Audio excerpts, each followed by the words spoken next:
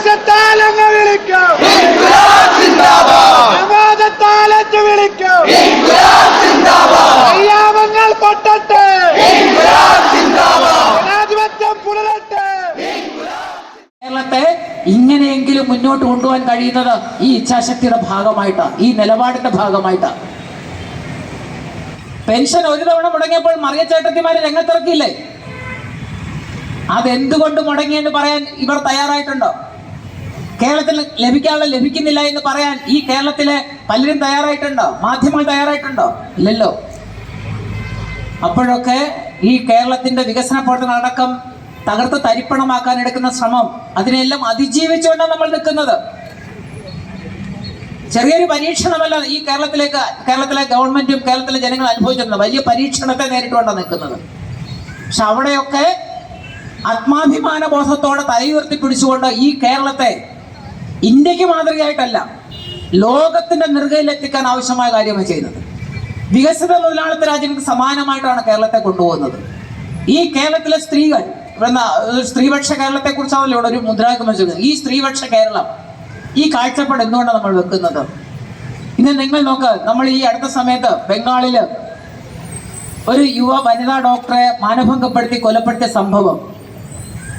ആ ബംഗാൾ മാത്രമാണ് സമരം, രാജ്യത്താകമാന സമരം, വിദേശ രാജ്യങ്ങൾ സമരം, കേരളത്തിലെമ്പാട് സമരം.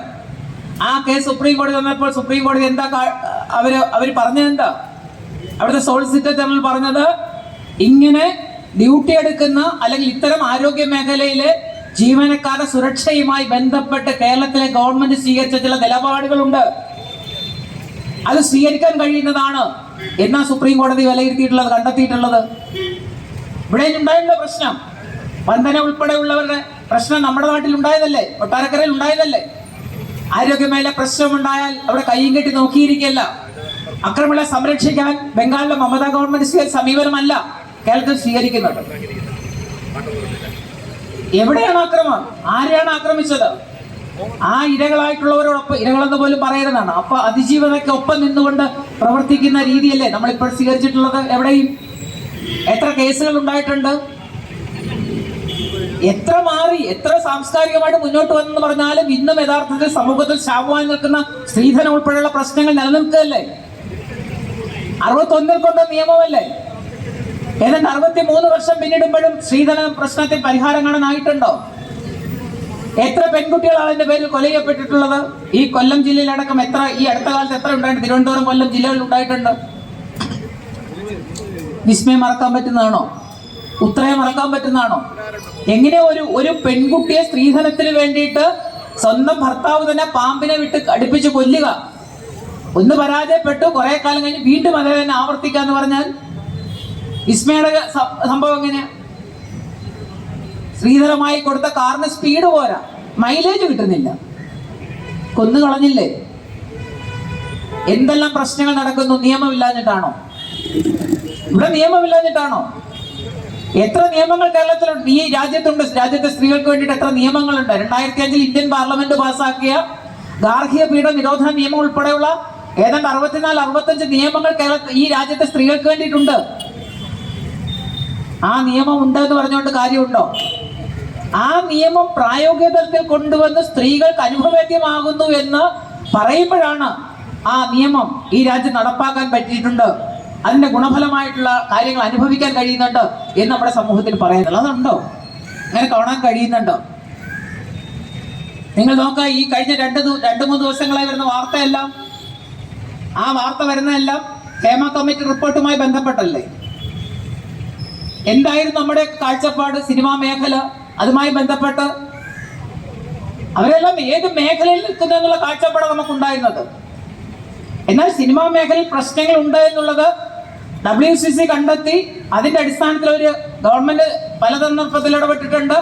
ഹേമ കമ്മിറ്റി, വത്സലകുമാരിയും അതുപോലെ തന്നെ നടി ശാരദയും എല്ലാവരും കൂടെ ചേർന്ന് ആ കമ്മിറ്റി റിപ്പോർട്ട് പുറത്തു വന്നില്ലേ? എന്ത് ബഹളമായിരുന്നു, എന്തെല്ലാം പ്രശ്നങ്ങളാണ്.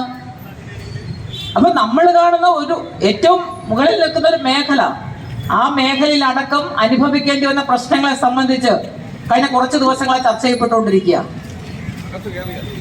അപ്പൊ കേരളം സാംസ്കാരികമായി ഏറെ മുന്നോട്ട് വന്നു, വിദ്യാഭ്യാസപരമായി മുന്നോട്ട് വന്നു, തൊഴിൽരംഗത്ത് മുന്നോട്ട് വന്നു. കേരളത്തിലെ സ്ത്രീകളുടെ സാമൂഹ്യ പദവി മെച്ചപ്പെട്ടിട്ടുണ്ട്, അധികാര രംഗത്തേക്ക് കടന്നു വരുന്നുണ്ട്, അഭിപ്രായം പറയാനുള്ള സ്വാതന്ത്ര്യമുണ്ട്. ഇതെല്ലാം കേരളത്തിൽ ഉണ്ട് എന്ന് ആവർത്തിച്ച് നമ്മൾ പറയുമ്പോഴും ഈ കേരളീയ സമൂഹത്തിൽ പ്രബലമായി നിൽക്കുന്ന മനോഭാവം എന്ന് പറയുന്നത് പുരുഷാധിപത്യ മനോഭാവം തന്നെയാണ്. ആ പുരുഷാധിപത്യ മനോഭാവം സമൂഹത്തിൽ നിൽക്കുന്നിടത്തോളം കാലം ഈ സമൂഹത്തിലെ സ്ത്രീകൾ ആഗ്രഹിക്കുന്നത് പോലെ ഒരു ലിംഗനീതിയിൽ അധിഷ്ഠിതമായ ഒരു സാമൂഹ്യ ബോധം നമുക്ക് സൃഷ്ടിക്കാൻ കഴിയുന്നില്ല എന്നുള്ള പോരായ്മ പലപ്പോഴും നിലനിൽക്കുന്നുണ്ട്. നമ്മുടെ കാഴ്ചപ്പാട് നമുക്കത് കാണാൻ കഴിയുന്നുണ്ട്. അത് അത്ര പെട്ടെന്ന് മാറ്റിയെടുക്കാൻ കഴിയുന്നൊന്നുമല്ല.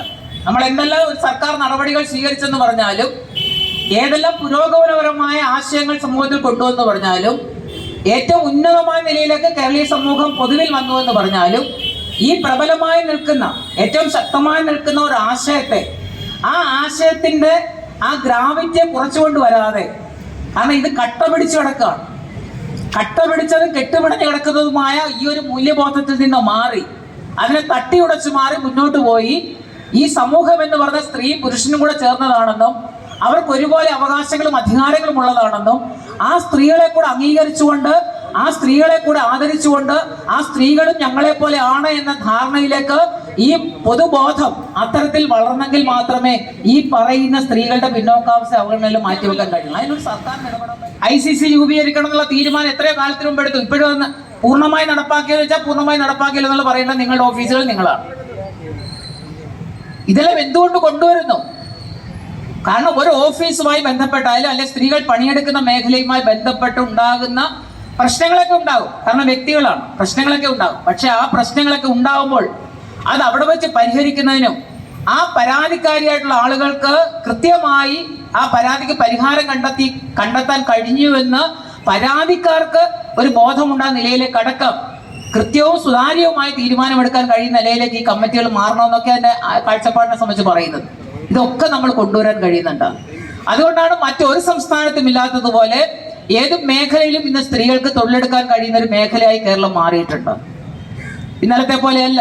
ഇന്ന് സർക്കാർ തന്നെ പറയുന്നുണ്ട്, നിങ്ങൾക്ക് ഏത് മേഖലയാണോ, നിങ്ങൾക്ക് സർക്കാർ വാഹനങ്ങൾ ഓടിക്കണോ, സ്ത്രീകളെ തീരുമാനിക്കുന്നുണ്ട്. ഫോറസ്റ്റിലേക്ക് എടുക്കുന്നുണ്ട്, എക്സൈസിലേക്ക് എടുക്കുന്നുണ്ട്. ഏത് മേഖലയിലും സ്ത്രീകൾ തൊഴിലെടുക്കാൻ വരുന്നോ അവരെടുക്കാൻ തയ്യാറാണ്. നമ്മുടെ കേരളത്തിൽ നല്ല വിദ്യാഭ്യാസം കിട്ടിയുള്ള സ്ത്രീകൾ പോലും വിവാഹം കഴിഞ്ഞ ഒരു കുട്ടിയൊക്കെ ആയാൽ പിന്നെ തൊഴിലെടുക്കണം എന്നുള്ള ചിന്തയുള്ളവരല്ല. പക്ഷെ ഇപ്പൊ കേരളത്തിലെ ഗവൺമെന്റ് പറയുന്നത് എന്താ, നിങ്ങളിങ്ങനെ പുറത്തുപോയി നിങ്ങൾക്ക് തൊഴിലെടുക്കാൻ കഴിയുന്നില്ലെങ്കിൽ അതിന് പുതിയൊരു വെബ് പോർട്ടൽ തുടങ്ങി വിദേശത്തുള്ള കമ്പനികളുമായി ബന്ധപ്പെട്ടുകൊണ്ട് ഇന്റർവ്യൂവിൽ പങ്കെടുത്ത് വീട്ടിലിരുന്ന് തന്നെ ജോലി ചെയ്യാൻ കഴിയുന്ന സംവിധാനം അടക്കം ഈ ഗവൺമെന്റ് കൊണ്ടുവരുന്നു എന്ന് പറഞ്ഞാൽ തൊഴിലെടുക്കാൻ പറ്റുന്നവർക്ക് വീട്ടിൽ നിന്ന് ജോലി ചെയ്യാം. ഏതെല്ലാം സംവിധാനം. അപ്പൊ ഒരു തൊഴിലെടുക്കുക എന്ന് പറയുന്ന വീടും വീട്ടുകാരികളും മാത്രമല്ല, സ്ത്രീകൾ എന്ന് പറഞ്ഞ സ്വന്തം കാലിൽ നിൽക്കാൻ അവര് മാറ്റമാണ് കേരളത്തിൽ ഉണ്ടായിട്ടുള്ളത്. മറ്റൊരു സംസ്ഥാനങ്ങൾ ഇല്ലാത്തതും കേരളത്തിൽ ഉണ്ടായിട്ടുള്ള ഒരു മാറ്റമാണ്. സ്വന്തം കാലിൽ നിന്നുകൊണ്ട് തൊഴിലെടുക്കാൻ സ്ത്രീകൾ തയ്യാറായി മുന്നോട്ട് വരുന്നു എന്നുള്ളതാണ്. ചെറിയൊരു കാര്യമല്ല കുടുംബശ്രീ. നമ്മളൊക്കെ പറയുമ്പോഴും കുടുംബശ്രീ അങ്ങനെ ഇങ്ങനെയെന്നൊക്കെ പറയുമ്പോഴും ഈ കുടുംബശ്രീ ഉണ്ടാക്കിയിട്ടുള്ള ഒരു സാമൂഹ്യ വിപ്ലവം ഉണ്ടല്ലോ, അത് നമുക്ക് കാണുന്നതിനപ്പുറമാണ്. ഒരു സംസ്ഥാന സർക്കാർ ഒരു വർഷം ചെലവഴിക്കുന്ന തുകയേക്കാൾ കൂടുതലാണ് ഇവർ ലിങ്കേജ് വായ്പയിലൂടെ ഈ ലക്ഷക്കണക്കിന് വരുന്ന കുടുംബശ്രീ യൂണിറ്റുകൾ ഇന്ന് കൈകാര്യം ചെയ്തുകൊണ്ടിരിക്കുന്നത്. ആ മാറ്റം നമ്മുടെ സമൂഹത്തിൽ മാറുകയാണ്. പഴയ പോലെ അല്ല. ഇന്ന് കുടുംബജീവിതവും കുടുംബ പശ്ചാത്തലങ്ങളും സാമൂഹ്യ ജീവിതത്തിന്റെ രീതിയും എല്ലാം മാറിയിരിക്കുകയാണ്.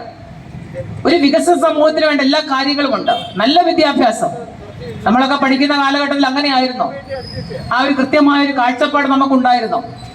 ഇന്ന് +2 കഴിയുമ്പോൾ തന്നെ ആ കുട്ടി തീരുമാനിക്കുകയാണ്, എനിക്ക് എന്താവണം, എനിക്ക് ഏത് മേഖലയിലേക്ക് പോകണം, ഏത് ടെസ്റ്റാണ് എഴുതേണ്ടത്. ആ കുട്ടികൾ തീരുമാനിക്കുന്ന അവസ്ഥയിലേക്ക് അവർ മാറിയിട്ടുണ്ട്. അവർക്ക് ലഭിക്കുന്ന വിദ്യാഭ്യാസം. അതുകൊണ്ടാണ് നമ്മുടെ ഗവൺമെന്റ് ഈ 25 വർഷത്തെ മുൻകൂട്ടി കണ്ടുകൊണ്ട് ഒരു നവകേരള സൃഷ്ടിക്ക് വേണ്ടിയുള്ള പ്രവർത്തനങ്ങൾ നടക്കുമ്പോൾ ആ വിദ്യാഭ്യാസ മേഖലയ്ക്ക് വലിയ പ്രാധാന്യം കൊടുക്കും നമ്മുടെ ഗവൺമെന്റ് പറയുന്നത്. അതുകൊണ്ടാണ് ഉന്നത വിദ്യാഭ്യാസ മേഖല ഒരു ഹബ്ബായി കേരളത്തെ മാറ്റിയെടുക്കണമെന്ന് ഉന്നത വിദ്യാഭ്യാസ മന്ത്രി പറയുകയാണ്. നമുക്ക് ഇപ്പൊ റാങ്കിങ്ങിൽ വന്നപ്പോൾ എത്ര യൂണിവേഴ്സിറ്റികളാണ് കേരളത്തിൽ റാങ്കിങ്ങിന്റെ പട്ടികയിൽ വന്നിട്ടുള്ളത്. അപ്പൊ ആ നിലയിലേക്ക് കേരളത്തെ ഉന്നത വിദ്യാഭ്യാസ ഹബ്ബായിട്ട് മാറുകയാണ്. ഈ വിദ്യാഭ്യാസം ഒരു പുതിയ തലമുറയാണ്, ഒരു പുതിയ മാറ്റം നമ്മുടെ നാട്ടിൽ ഉണ്ടാവുക. ലോകത്തുണ്ടാകുന്ന എല്ലാ വികസനവും അത് കാണാനും മനസ്സിലാക്കാനും അതിനെ സംശീകരിക്കാനും ആ തരത്തിലേക്ക് വളരുന്ന ഒരു സമൂഹമാണ് കേരളത്തിന്റെ സമൂഹം. ലോകത്ത് എവിടെ ഉണ്ടാകുന്ന മാറ്റങ്ങളെ കാണാൻ നോക്കുക, കാണാൻ പഠിക്കുകയാണ്. ലോകത്തുണ്ടാകുന്ന മാറ്റം ചെറുതാണോ? നമ്മൾ ഉപയോഗിക്കുന്ന സ്മാർട്ട് ഫോണിലൂടെ ലോകത്ത് ഏതുവരെ നമുക്ക് കിട്ടാത്തത്? ആ മാറ്റം നമ്മൾ അനുഭവിച്ചുകൊണ്ടിരിക്കുകയല്ലേ, ആ മാറ്റം നമ്മൾ കണ്ടുകൊണ്ടിരിക്കുകയല്ലേ, പുതിയ തലമുറ മനസ്സിലാക്കുകയല്ലേ.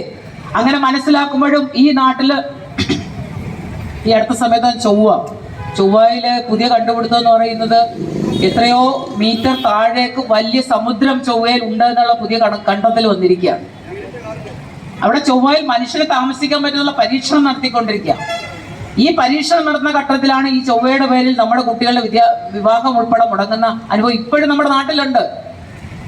മനുഷ്യൻ താമസിക്കാൻ പോവുക.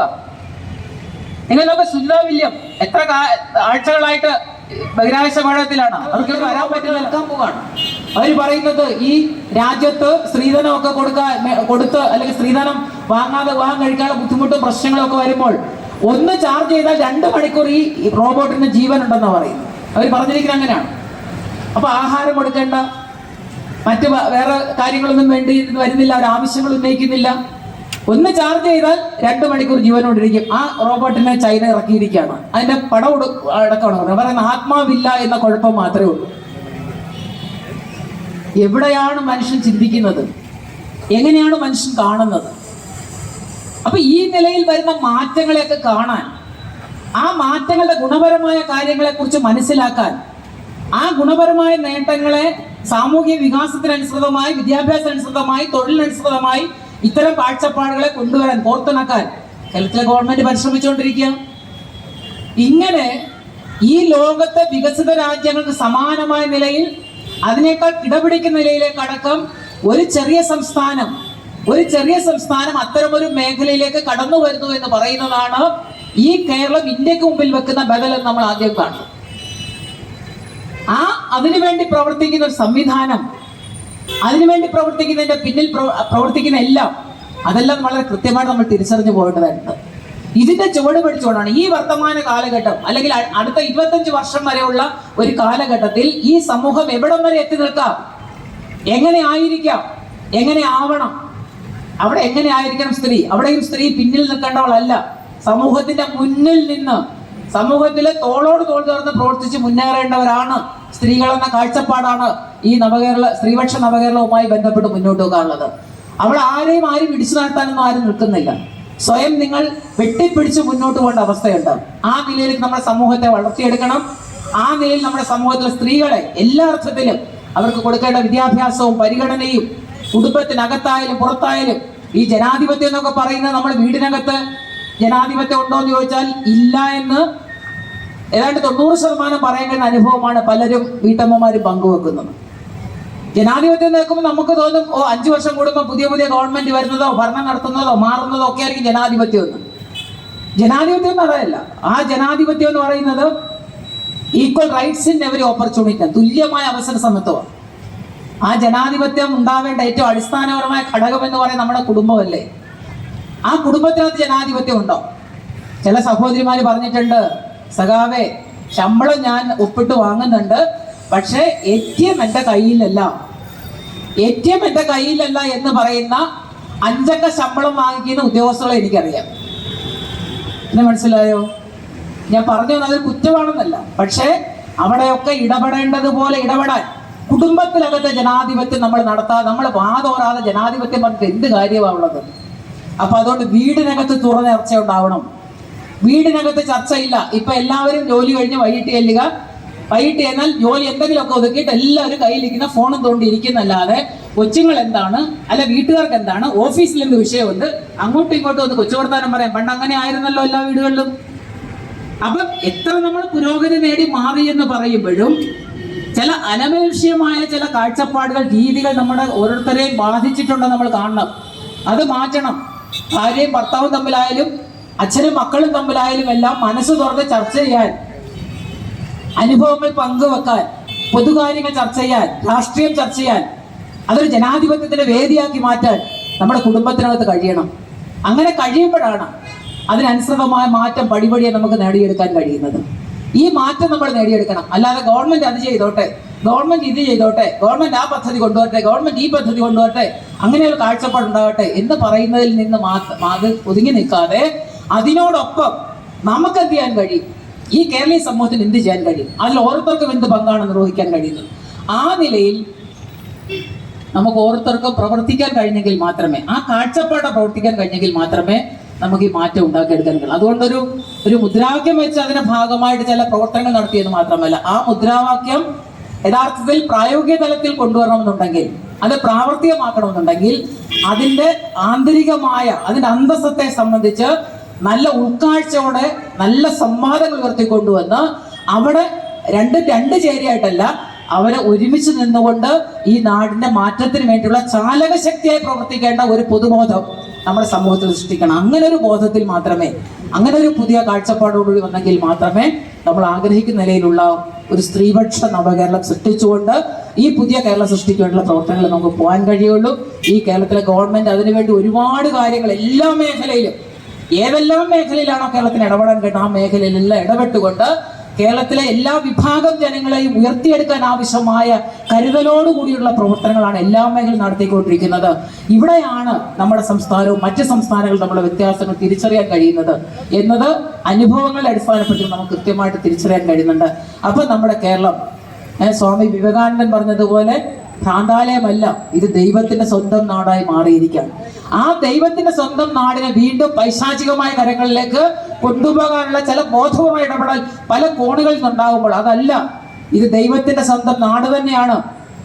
പഴയ നവോത്ഥാന നായകന്മാരുടെ, കമ്മ്യൂണിസ്റ്റ് പ്രസ്ഥാനത്തിന്റെ ഒക്കെ ഈറ്റില്ലമായ ഈ നാട്, ആ നാടിനെ തകർക്കാൻ ഒരു ശക്തിക്കുമാവില്ല എന്നത് വളരെ കൃത്യമായി മറുപടി കൊടുക്കാൻ കഴിയുന്ന തരത്തിലുള്ള ഈ ആശയങ്ങളെല്ലാം ഉൾക്കൊള്ളുന്ന ഒരു പൊതുസമൂഹം, നിങ്ങളുടെ കാര്യങ്ങളെല്ലാം കാണാനും മനസ്സിലാക്കാൻ കഴിയുന്ന ഒരു പൊതുസമൂഹം നമുക്കുണ്ട്. തീർച്ചയായും ഈ കേരളത്തെ ഇന്ന് കാണുന്ന കേരളമായി രൂപപ്പെട്ടതിനെ കൂടുതൽ കരുത്തോടുകൂടി മുന്നോട്ട് കൊണ്ടുവരാൻ കഴിയുന്ന തരത്തിലേക്കുള്ള കൂട്ടായ പരിശ്രമം നമ്മുടെ എല്ലാവരുടെയും ഭാഗത്തുണ്ടാവണമെന്ന് മാത്രം സൂചിപ്പിച്ചുകൊണ്ട്, നിങ്ങൾ ഈ ഒരു രാജ്ഭവൻ മാർച്ചുമായി ബന്ധപ്പെട്ടുകൊണ്ട് ഇങ്ങനെയൊരു കൂട്ടായ്മ ഇവിടെ നടത്താൻ സംഘടിപ്പിച്ചിട്ടുള്ള ഇതിന്റെ സംഘാടകരെ അഭിനന്ദിക്കുന്നു. എല്ലാവരെയും അഭിവാദ്യം ചെയ്തുകൊണ്ട് ഈ കൂട്ടായ്മ ഉദ്ഘാടനം അറിയിച്ചുകൊണ്ട് എന്റെ വാക്കുകൾ നിർത്തുന്നു. നിങ്ങൾക്ക് അഭിവാദ്യം. അടുത്തതായി പ്രകൃതി ദുരന്തം വിതച്ച വയനാട് ജില്ലയ്ക്ക് കൈത്താങ്ങായി KGOയുടെ സംസ്ഥാന കമ്മിറ്റി 10 വീടുകൾ വെച്ച് നൽകുന്നുണ്ട്. അതിന് സൗത്ത് ജില്ലയുടെ വിഹിതമായ 5 ലക്ഷം രൂപയുടെ ചെക്ക് കൈമാറുന്ന ചടങ്ങാണ്.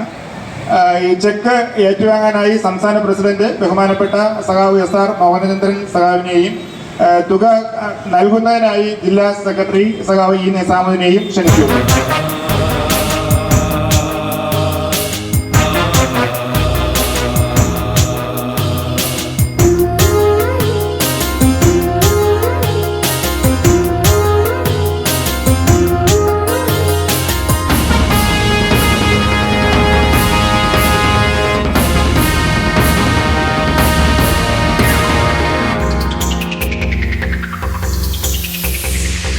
ഒരു കൈയിൽ ജീവനും മറുകൈയിൽ നെഞ്ചോടു ചേർത്ത ചെങ്കൊടിയുമായി നാടിൻ ചരിത്രം തിരുത്തിക്കുറിക്കുവാൻ ചോരപ്പുഴ നീന്തി വന്ന സഖാക്കളെ, ലാൽ സലാം, ലാൽ സലാം.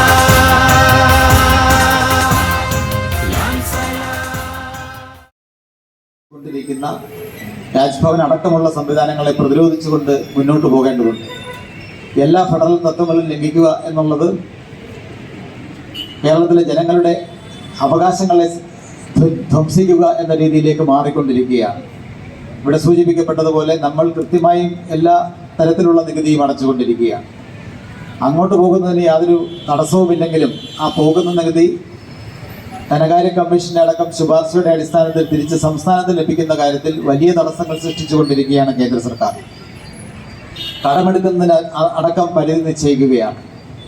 കേരളത്തിൽ മാത്രം നാഷണൽ ഹൈവേ പണിയണമെങ്കിൽ സംസ്ഥാന സർക്കാർ ഭൂമി ഏറ്റെടുക്കുന്നതിൽ നിശ്ചിത തുക സംഭാവന ചെയ്യണം. മറ്റ് സംസ്ഥാനങ്ങളോട് അത് ആവശ്യപ്പെടുന്നില്ല. ഇപ്പോൾ വിഴിഞ്ഞത്ത് ഒരു തുറമുഖം വന്നു, അതിൻ്റെ നേട്ടം ജനങ്ങൾക്ക്. സമയത്തിൻ്റെ ഗൗരവം ബോധ്യമുണ്ട്. അതുപോലെ തന്നെ ഈ കാലഘട്ടത്തിൻ്റെ ഗൗരവവും നമ്മൾ ബോധ്യപ്പെടേണ്ടുന്ന ഒരു സാഹചര്യവും കൂടിയാണ്. നമ്മൾ ഉയർത്തുന്ന 6 ഡിമാൻഡുകൾ ഇവിടെ വിശദീകരിക്കപ്പെട്ടു കഴിഞ്ഞു. രാജ്യത്ത് സമാനതകളില്ലാത്ത കർഷക സമരം ഇവിടെ നമ്മുടെ ഉദ്ഘാടക സൂചിപ്പിക്കുന്നത് പോലെ 400 സീറ്റുകളും ഗ്യാലറിയിലിരുന്ന് കളി കാണുവാൻ ബാക്കിയുള്ളവരെ പ്രേരിപ്പിക്കുകയും ചെയ്യുന്ന തരത്തിലേക്ക് കഴിഞ്ഞ 10 വർഷം ഇവിടെ രാജ്യം ഭരിച്ചിരുന്ന ഒരു ഗവൺമെന്റ് അത്തരത്തിലൊരു മാനസികാവസ്ഥയിലേക്ക് മാറുന്ന സാഹചര്യം നാം കണ്ടു. പൊതുവില കാലഘട്ടത്തെ ഇലക്ട്രൽ ഓട്ടോക്രസി നിലനിൽക്കുന്ന ഒരു രാജ്യം എന്നുള്ള രീതിയിലേക്ക് വിവക്ഷിക്കപ്പെട്ടു. എന്നാൽ ഞാൻ സൂചിപ്പിച്ച സമാനതകളില്ലാത്ത കർഷക സമരം, അതോടൊപ്പം തന്നെ നമ്മുടെ തൊഴിലാളി വർഗം രാജ്യത്തുയർത്തിയ പ്രക്ഷോഭങ്ങൾ, വിവിധ പ്രസ്ഥാനങ്ങൾ രാജ്യത്തുയർത്തിയ പ്രതിരോധം, ഇവ ആ ഇലക്ട്രൽ ഓട്ടോക്രസിയിൽ നിന്ന് ഒരു പ്ലൂറാലിറ്റിയിലേക്ക് രാജ്യത്തിൻ്റെ ഭരണകൂടത്തെ കൊണ്ടുചെന്നെത്തിക്കുന്ന കാഴ്ച നാം കണ്ടു. അതുകൊണ്ട് തന്നെ ആശയ വ്യക്തതയോടുകൂടിയുള്ള തുടർ പോരാട്ടങ്ങൾക്ക് രാജ്യത്ത് പ്രതീക്ഷയുണ്ട് എന്ന് നമ്മളെ ബോധ്യപ്പെടുത്തുന്ന തരത്തിലേക്ക് ഈ കഴിഞ്ഞ തെരഞ്ഞെടുപ്പ് മാറി എന്നുള്ളത് ഏറ്റവും അവസാനം നമ്മൾ കണ്ട ഉദാഹരണം കൊണ്ടുകൂടി നമുക്ക് ബോധ്യമുള്ളതാണ്. ഏതാണ്ട് 45ഓളം തസ്തികകളിൽ ലാറ്ററൽ എൻട്രി വഴി UPSC നിയമനത്തിനായി അപേക്ഷ ക്ഷണിച്ചു. ഏതാണ്ട് 4-5 ദിവസങ്ങൾക്കുള്ളിൽ ഇത് പിൻവലിക്കേണ്ടെന്ന സാഹചര്യത്തിലേക്ക് രാജ്യത്തിന്റെ ഭരണകൂടത്തെ കൊണ്ടുചെന്നെത്തിക്കുന്ന സ്ഥിതിയും നാം കാണുകയുണ്ടായി.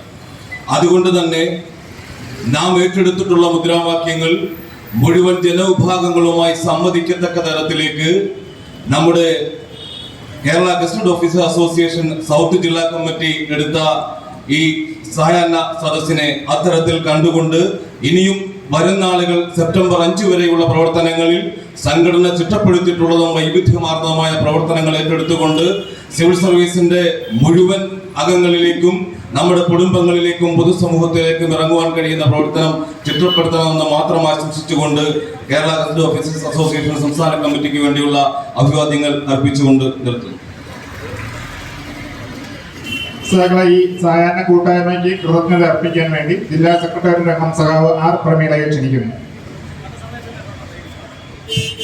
സഹാക്കളെ, സെപ്റ്റംബർ 5 രാജ്ഭവൻ മാർച്ചിനോടനുബന്ധിച്ച് KGOA തിരുവനന്തപുരം സൗത്ത് ജില്ല സംഘടിപ്പിച്ച സായാഹ്ന കൂട്ടായ്മയാണ് ഇവിടെ ഉദ്ഘാടനം ചെയ്യപ്പെട്ടത്. നമുക്ക് നല്ല മെച്ചപ്പെട്ട പങ്കാളിത്തത്തോടെ മികച്ച രീതിയിൽ തന്നെ ഈ കൂട്ടായ്മ സംഘടിപ്പിക്കാൻ കഴിഞ്ഞു. ഈ കൂട്ടായ്മയിൽ പങ്കെടുത്ത സഹാക്കൾക്കുള്ള നന്ദി അറിയിക്കുകയാണ് എൻ്റെ കർത്തവ്യം. ഈ കൂട്ടായ്മ ഈ യോഗത്തിൻ്റെ അധ്യക്ഷൻ KGOA തിരുവനന്തപുരം സൗത്ത് ജില്ലാ പ്രസിഡന്റ് സഹാവ് T. അജയകുമാറിനുള്ള നന്ദി ആദ്യമായിട്ട് അറിയിക്കുന്നു. നമ്മുടെ സമകാലിക സംഭവങ്ങളെ കോർത്തിണക്കിക്കൊണ്ട് ഈ രാജ്ഭവൻ മാർച്ചിൻ്റെ പ്രസക്തി നമ്മെ ബോധ്യപ്പെടുത്തിക്കൊണ്ട് ഈ കൂട്ടായ്മ യോഗം ഉദ്ഘാടനം ചെയ്ത സംസ്ഥാന പ്രസിഡന്റ് അഖിലേന്ത്യാ ജനാധിപത്യ മഹിളാ അസോസിയേഷൻ സൂസൻ കോടി സഹാവിന് KGOA സൗത്ത് ജില്ലയുടെ പേരിലുള്ള നന്ദി അറിയിക്കുന്നു. ഈ യോഗത്തിൽ സ്വാഗതം ആശംസിച്ചത് ജില്ലാ സെക്രട്ടറിയായ ശ്രീ സഹാവ് E. നിസാമുദ്ദീനാണ്. സഹാവിനുള്ള നന്ദി അറിയിക്കുന്നു. ഈ യോഗത്തിന് ആശംസകൾ അർപ്പിച്ചുകൊണ്ട് സംസാരിച്ചത് സംസ്ഥാന president സഹാവ് S.R. Mohanachandran sir, സഹാവ് Sarathchandralal എന്നിവർക്കുള്ള നന്ദി അറിയിക്കുന്നു. ഈ കൂട്ടായ്മ വളരെ മികച്ച രീതിയിൽ നമുക്ക് ഇവിടെ സംഘടിപ്പിക്കാൻ കഴിഞ്ഞത് അതിന് നമ്മോട് സഹകരിച്ച KGOA അംഗങ്ങൾക്കും സുഹൃത്തുക്കൾക്കുള്ള നന്ദി അറിയിച്ചുകൊണ്ട് നിർത്തുന്നു. സായാഹ്ന കൂട്ടായ്മ അവസാനിച്ചതായി അറിയിക്കുന്നു.